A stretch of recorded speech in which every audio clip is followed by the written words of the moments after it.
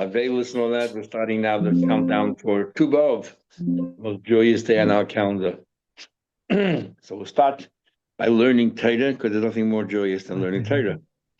We are up to Daf Pei Daled in Chulin, towards the bottom of the page. The Gemara was sort of teaching us a little bit of etiquette and teaching us how to deal with money issues.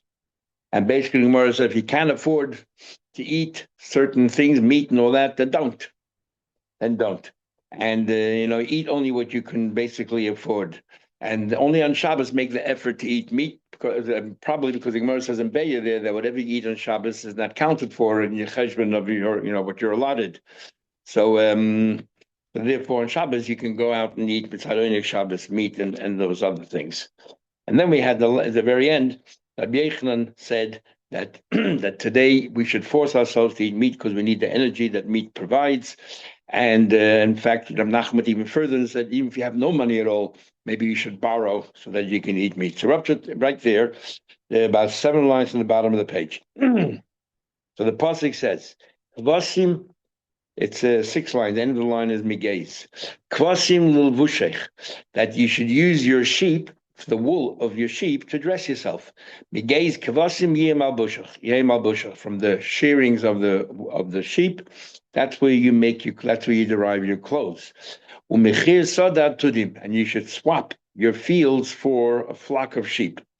And the Gemara says, La'olam yimker adam sada, you should sell your field. Yikach tudim, you should buy you sell sheep, because the benefits that you have from sheep, clothing and milk. But don't do it the other way around, selling your sheep in order to buy a field, because you get your necessities directly from the sheep. You have the milk and you have the shearings. The pasuk then says, "The day chalev izim, it's enough the milk of goats." What do you mean enough the milk of goats? It's enough to make parnasim and chalav gedim from the milk of goats. The base of the sheep that you have at home. Then the pasuk continues. Your bread seems to prioritize the bread of your family.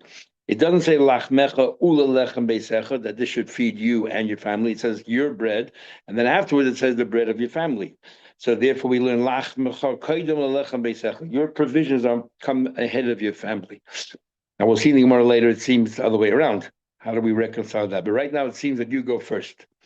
Maybe we're talking about over here what you need for your parnasa. That's what comes first.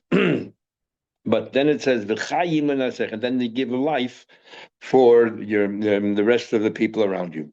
You should give life to your household. It teaches you way of living. Don't spoil your kids by feeding them wine and delicacies of wine and meat, because then they start taking for granted. They wouldn't know what it means to value money, because everything is given to them on a silver platter, as we'll soon see in the Gemara. If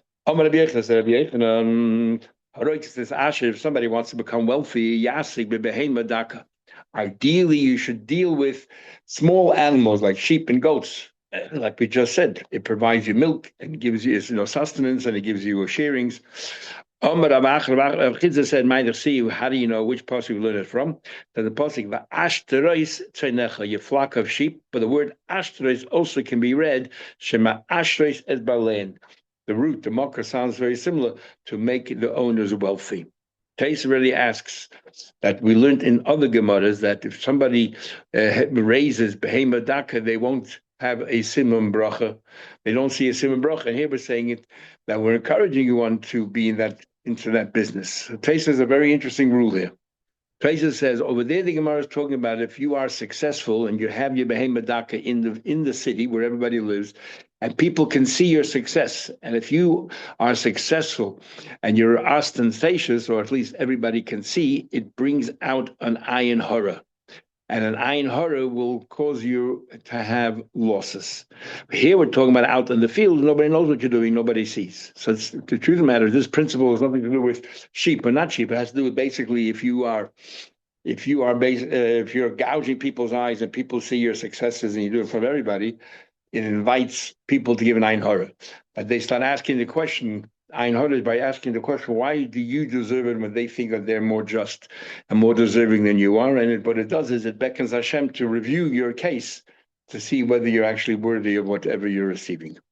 So that's the difference. If you bring other people to be jealous, and Ein Hod or not. Rabbi Yechon said, Kosa, he says, a cup of the charshin, of witches, is, even though as dangerous as it is safer to drink that. V'lei kosa the person. Don't drink warm water. Warm water, tepid water is supposed to be very unhealthy.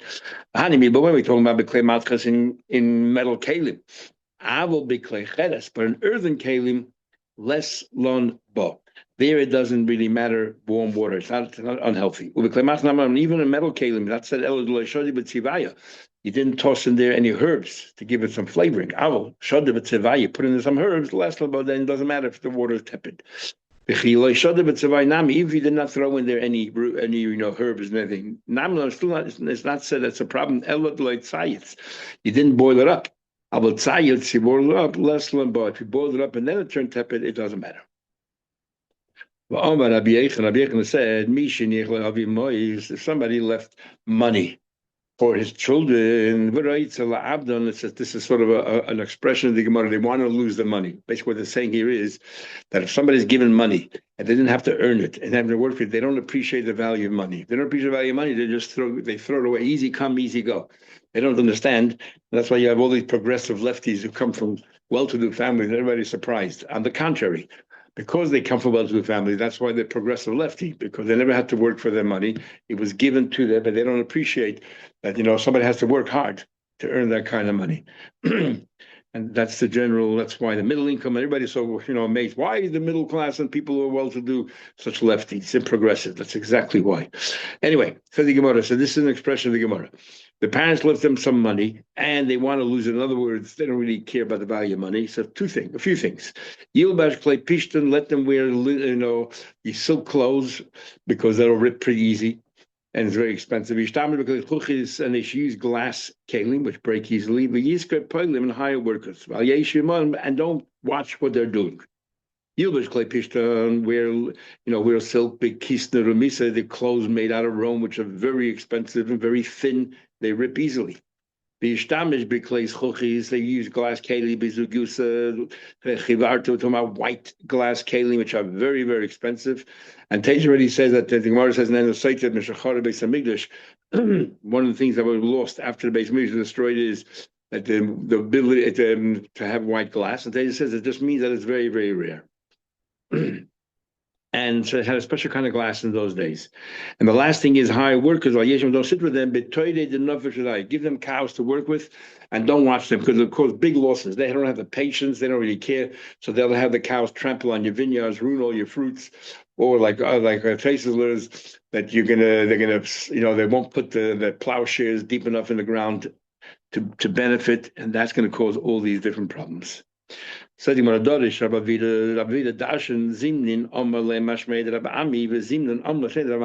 we have this many times in the Gemara, that things were said sometimes and said near Rabbi Ami, said Rabbi Asi, because they were always together. They probably both said it on different occasions. It says in Pasuk, it's good for a person who has compassion and he lends money to the poor, and also for the other person, which is Yichalkol Dvorav Mishpat, that you should have a budget and you should measure everything that you do. What do you mean? Whatever you eat and drink, you should be able to afford, and much more than just afford it. In other words, don't spend all your money on food and drink. But when it comes to clothing, dress what you could afford. But to honor your wife and children even more than you have. Now, before we just said, and paid down off the very bottom of the page, that that your bread, lach comes before your family. So obviously that's talking about what you need in order to be able to sustain yourself, to go and get a job and work. Anything beyond that, we say over here that your family comes first. That you should you should honor your wife and children and give them even more than what you can afford. Why? They all depend on you for a livelihood. And you are basically relying on the Eibishter. So therefore, because they're all relying on you, you got to take care of them first. Says him further. Dorash Rab Eina Pischa Gelusa. Now we're going to go to halacha. So we have this interesting halacha Rab Eina Darshan on the doorway of the Reish Gelusa, the head of the exile arch in Bavel, and that in a case where we allowed to do a certain mitzvah, we talked about Hikisi Adam. You shecht a bird, chaya, you have the Kisi Adam. Now you're not allowed to shecht on Shabbos, but if somebody is ill, dying, you're permitted. The question is, can you also do the Kisi Adam as well? Is it like a totally separate mitzvah, and therefore just because we allow you to do one mitzvah doesn't bring the other mitzvah in train? Or do we say it's like two parts of one mitzvah? And therefore, if we allow you, permit you to do the shchita, you should also permit it to do the Kisi Adam on Shabbos, despite all the problems, the Yisurim, the Raisa, digging and all that, and the Yisurim, the Rabbanan as well, of Muktzah. So says the Gemara, so he said, if you're sick, you shech for a sick person on Shabbos, chayiv lechasis. You're also permitted on Shabbos to cover the blood, because like two parts of one mitzvah. If that's pushes away Shabbos, the shchita for a sick person who's dying, so too does the covering of the blood. That's what Rabbeinu said. So Rabbi is going to eventually repudiate what he said, and he brings a braisa. Amalahu Rabba, so Rabba says to them, Ishtoime, Kama, you said something so wild and outrageous. Lishamtua lamoide minei. Little taich would have been, every Rav used to have an amoide, like a loudspeaker, a person with a loud voice who would repeat what he said. So he's saying basically he doesn't deserve it. He shouldn't have somebody repeating what he said because it's nonsense. However, Rashi goes very strong. Rashi says, Lishamtu lamoide, he says, cut out his tongue, the tongue that speaks. Cut it out. You shouldn't say anything with it anymore. Why? Because the Tanya, not the Rabbi is going to use a proof to reject the idea just because you can shech that you can also cover the blood. The Tanya we learned, Rabbi Yossi said, koi, when it comes to this animal, koi. Now the koi, remember, we have a suffix, according to one opinion, a suffix whether it's a behema, therefore there's no mitzvah of kisei adam, or it's a chay, and there is a mitzvah of kisei adam. And therefore we said that that on Yom Tov you shouldn't shech the koi, because on Yom Tov, if you prepare the sand or that, because there's a question whether there's a mitzvah of kisei hadam or not. Now, if there's a mitzvah, if it's a chaya and you prepared everything, then you can do it on Yom Tov. But if it's a behemah, you can't. And it's something, therefore we don't know what to do.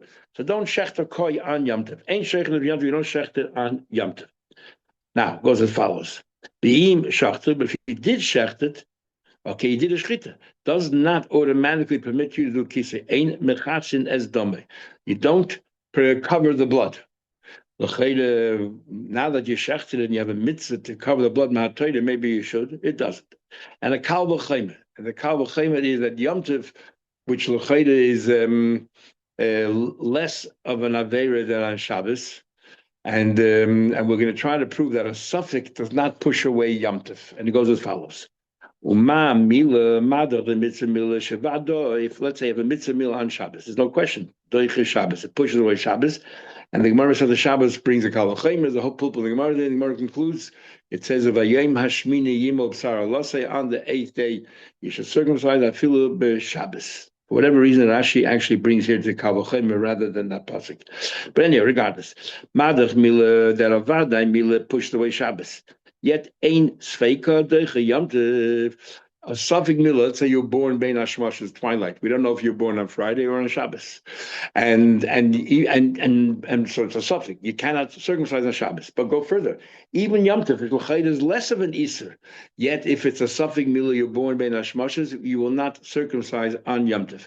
So a suffix does not push away. Not only does it push away Shabbos, it doesn't even push away Yom Tov, which is weaker than Shabbos. There's no skila on Yom Tov. Yet. Ein sveika Yom Tov, so kisei hadam, she'ein vadoi doiche Shabbos.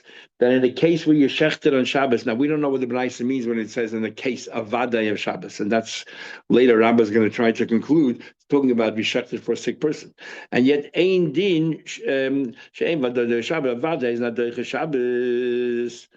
Ein din she'ein sveika Yom Tov. Surely, if the vadai does not push away Shabbos, then surely it's suffix to not push away Yom Tov. We see where a Vade pushes away Shabbos, yet a Safek doesn't push away Yom Tov. So surely where the Vade does not push away Shabbos, and we'll soon see by Shchita where the Vade comes in, then surely a Safek will not push away Yom Tov. Yeah, that's what he said. And I will explain the Brisa soon, what it's talking about. And they responded back to him, what are you talking about? You think that's a rule? Tia Shaifer, big volume. Tia Shaifer outside of the Beis HaMikdash. Machlekes Rashi and Rambam, if volume means outside the Beis HaMikdash or it means outside of Yerushalayim. Rambam holds it means the Beis HaMikdash. In the Beis HaMikdash, they blew Shaifer on Shabbos. But Rosh Hashanah falls on a Shabbos. Only outside the Beis HaMikdash they didn't. And according to Rashi, volume means Yerushalayim. In Yerushalayim, they blew on Rosh Hashanah that falls on a Shabbos, but not. This is Rashi and Sukkah, but the fifth page, right in the beginning. But Rashi holds, but outside of Shalim, it didn't. So a Vadai Shofar, you don't blow on Shabbos. You don't blow the Shabbos falls on Shabbos like this year. And Yerusveika, the suffix of Rosh Hashanah, we'll see more later what suffix are we talking about. Doiche Yom Tov will push away Yom Tov. So we see sometimes just because a Vadai does not push away Shabbos doesn't automatically mean that the suffix does not push away Yom Tov. Rabbi Lezer Kappa answered back, what are you talking about Rosh Hashanah? Beribi, the great man. Tshuva, an answer. Mal Mila, you know why Mila is no, but another answer in Rabbi Yossi. So Chachamim talked about, you want to say that a suffix doesn't push away Yom Tov. That's Rabbi Yossi said. The Rabbana said, no, look at Shofar. A Vada does not push away Shabbos, but a suffix does. And then Rabbi Lezer Kappa. Breaking up a bit. Breaking up a bit. Intermittently, I'm not sure what. Okay, I'm a bit. Is it better now? Hopefully it's better now. It seems all right. Okay, good. So the Chachamim said, if a Vadai Shefer does not push away Shabbos, and yet a suffix pushes away Yom Tov, so we see that a suffix could push away Yom Tov. So maybe, therefore, a koi, you can shecht on Yom Tov, it's a suffix, and you can do Kisei Adam. So they said your proof is not a good proof. Comes along Rabbi Lezer Kappa and gives another reason why he believes Rabbi Yosef's Kavachim is not good enough. So he goes here, sorry. Come along Rabbi Lezer Kappa, but Rabbi Tshuva, and we don't know yet what that Tshuva is. Nevertheless, Ktani, Mias. However, what did we learn here? Let's analyze now the Brisa. We learned. Kisa, we learned, however, Kisa Adam, She'ein Vadai Doiche Shabbos. It says here in the Brisa, remember we started off saying that Kisa Adam, a Vadai does not Doiche Shabbos, and a suffix is not Doiche Yom Tov. Now, where do you see that a Vadai is not Doiche Shabbos? My Vadai, the Kisa, the Loidochi Shabbos must be when can you shecht on Shabbos? You're saying here that Kisei Dam is only when you shechted. When are you able to shecht on Shabbos? That you tell me, but Kisei Dam we won't allow you. Obviously, he's talking about a sick person. Lav the sheichet l'chayla b'Shabbos. Obviously, we're talking about over here that a sick person. Yeah, what do you call it? A sick person on Shabbos. Right, that you're shechting for a sick person on Shabbat, for Vada you're allowed to, yet we're not going to allow you to Kisei Adam. So surely a suffix like a koi, you don't do on Yom Tov, you don't do Kisei Adam. So we see clearly from here that even though you're permitted to shecht for a choila, a Vadai, you're permitted to shecht, we're not going to allow you to do Kisei Adam. My Vadikisi the Lodochi Shabbos, lav the Sheikh L'Chem sick for Shabbos, and yet we don't. So it's a kasha Rabbeinu. Rabbeinu said that if you shecht on Shabbos for a sick person who's dying, you do the mitzvah of Kisei Dam. And the Brisa seems to say otherwise. Says you want to know Raya. Maybe Pshat in the Brisa is v'dilma da'ov avashachu. Who's talking about you're allowed to? Talking about a case where you did. You're not meant to do shchita, but you did shchita. And therefore the Brisa says you would think that you would do Kisei Dam, and we tell you no. Dumya, so Gemara says, no, it can't be. Dumya de Mila. Remember, we're comparing it to Mila. And by Mila on Shabbos, the Vada is permitted. It's not that you did something wrong. You're permitted. She said, Nama Bishus. So therefore, we see from here clearly that what? We're talking about that you did it b'reshus. We're talking about that there's no raya from the from the Brisa whatsoever, that if you shecht on Shabbos for a chayla, you don't do a kisei adam. The Brisa is talking about when you shechted when you were meant to, so you don't do kisei adam. Could be Rab Eina is right that if you were permitted to shecht on Shabbos, maybe it comes along with the mitzvah of kisei adam. We have no proof one way or another. Said Rabbi Yossi, we'll come back to that. Chacham said Rabbi Yossi.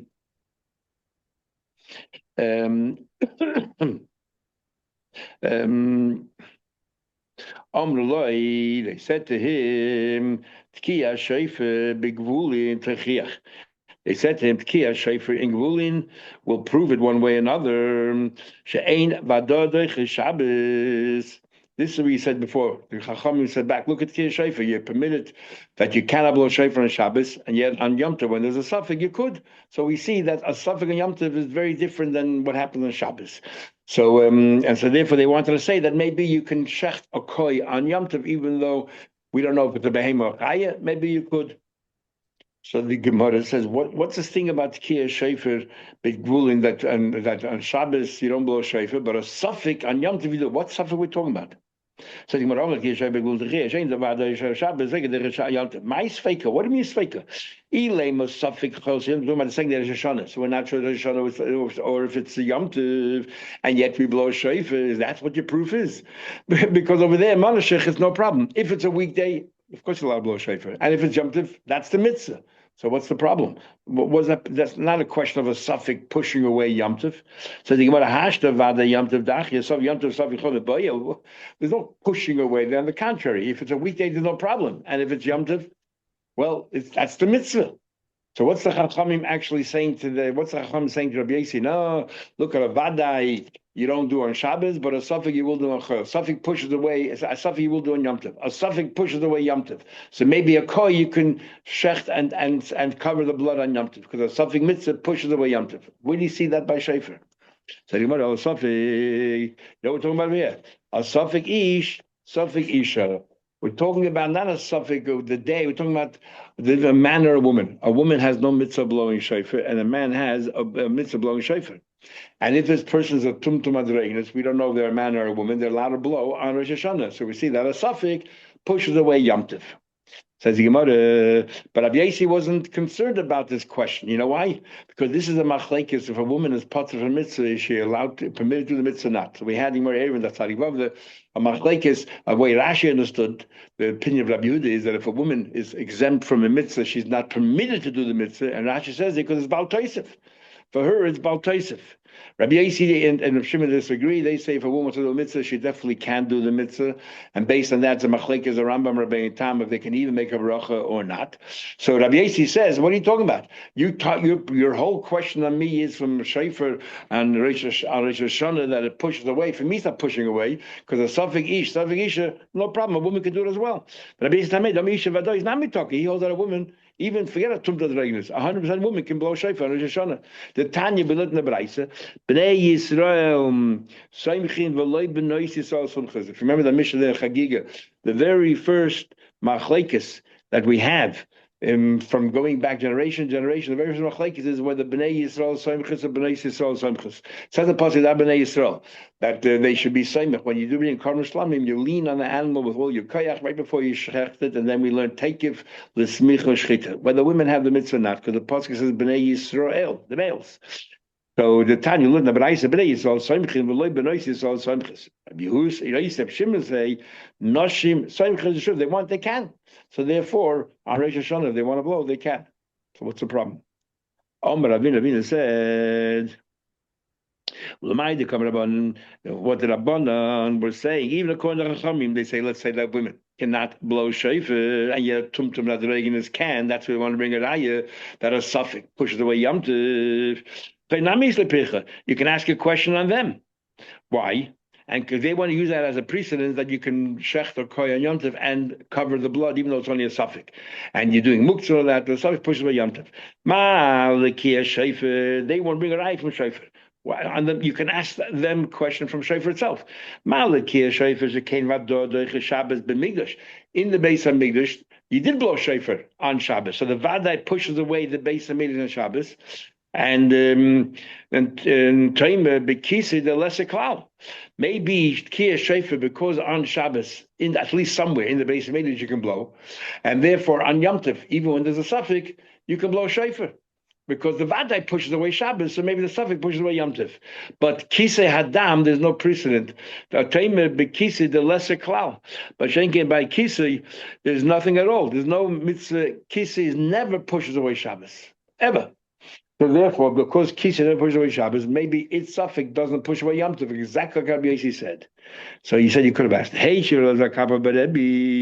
now what exactly did Rabbi Bar Kappa say, this the great man? What was his question, Rabbi Yossi? That he said this, and you want to bring a raya from Mila, that Avada Mila pushes away Shabbos, he had a suffix Mila, born Ben Hashmashis, even on Yom Tov you cannot do it. Right? So what do you call it? Hey, Shalakabarebi, Mala Mila, you know why Mila Shekain Ain and Hegis? So this is another question. Mala Mila, that by Mila. Shekain, Mila is very different. Sorry, Rabbi Yossi said you don't cover the blood on Yom Tov, right? He said a suffix does not push away Yom Tov. And he brought a raya from Mila. Vade Mila Derech Shabbos, and suffix Mila is not Derech Yom Tov. He said, what are you talking about? Mila can ain on the heges belela Yom Tov. Mila you don't do at night.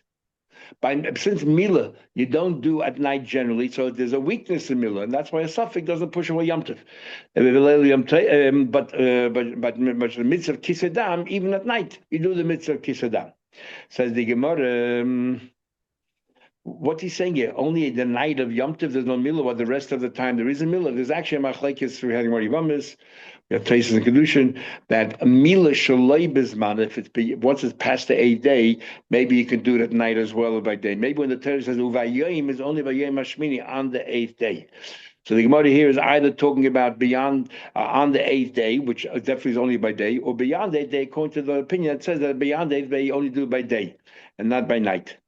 And Taisa uses that to explain how come the Gemara needs a pasuk that women are potter from the mitzvah of milah for their son. L'chayda a mitzvah seishes man grama. And Taisa did the Chavtaz answers no, that once it's beyond bismana, it's day and night, and therefore it's like a mitzvah say shalei as man grama. Anyway, says the Gemara here, Malin milah kenei neged b'leil yom tovim b'leil yom tovim d'lo naged v'shar leil naged. All the other nights you do. Take away the Yom Tov. There's no mitzvah milah at night. Like by day. Is by night as well as by day. Amar Baba, we can repeat the end of the Bryce again. Said, I have no understanding of, I have no answer to Rabbi Yosef's Kavachemer. The Heishiv Rabbi Lezer Kappa, but Rabbi Tshuva came along Lezer Kappa, and he said, I do have a way of undermining the Kavachemer. And this is how you undermine the Kavachemer. We'll stop here, we'll continue tomorrow.